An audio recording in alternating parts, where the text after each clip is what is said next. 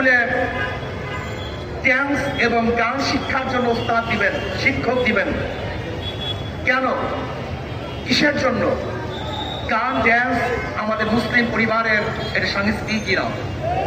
যদি আপনাদের সমস্ত পরিবার, বাংলাদেশের সমস্ত পরিবার নাস্তিক হয়ে থাকে, বেঈমান হয়ে থাকে, তাদের জন্য গান এবং গানের টিচার দিতে পারেন। যদি 90% মুসলমানদের দেশে কোনো অবস্থাতেই গানের টিচার দেওয়া যাবে না। এদেশে টুপিওয়ালাদের, দাড়িওয়ালাদের, মুসলমানদের খাজনা ট্যাক্স থেকে পয়সা দিয়ে গানের টিচার দিবেন।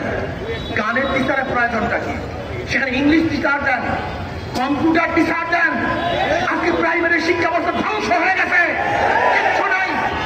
সেখান থেকে মানুষ ঘুরতেছে না, ইউনিভার্সিটির চান্স পায় না, মেডিকেলে চান্স পায় না, কোনো জায়গায় চান্স পাচ্ছে না।